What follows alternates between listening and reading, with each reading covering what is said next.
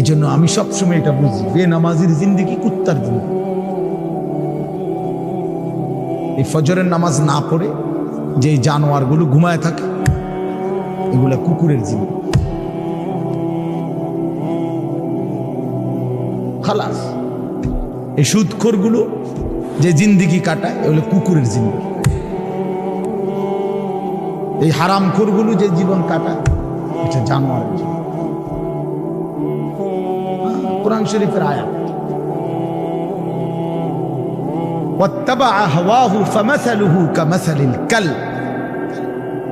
আল্লাহ বলছে মনের ইচ্ছা মতো যে চলে, আল্লাহর হুকুমের পরোয়া করে না, হালাল হারাম এর পার্থক্য যে মানে না, আল্লাহ বলছে তার উদাহরণ কামাসালিল কালব, কুত্তার মতো,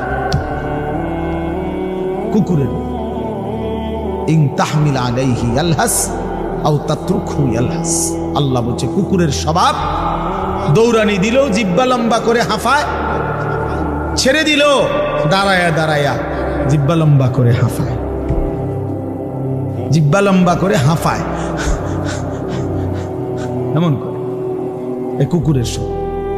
পেলেও অতৃপ্ত, না পেলেও অতৃপ্ত, থাকলেও অশান্তি, না থাকলেও, কারণ হারাম করছে, নাফরমান যে, আল্লাহর অবাধ্য যে, পাক নাফাক, হালাল হারাম, যার কাছে সুদ আর ব্যবসা একই রকম মনে হয়, সে কি মানুষ নাকি?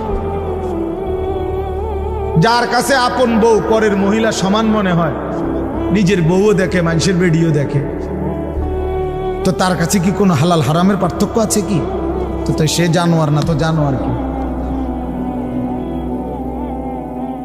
সে জানোয়ার না তো জানোয়ারটা কে? তাই বলে, ইনসাফের কথা বলে, নাহলে বিচারে কর কি কর।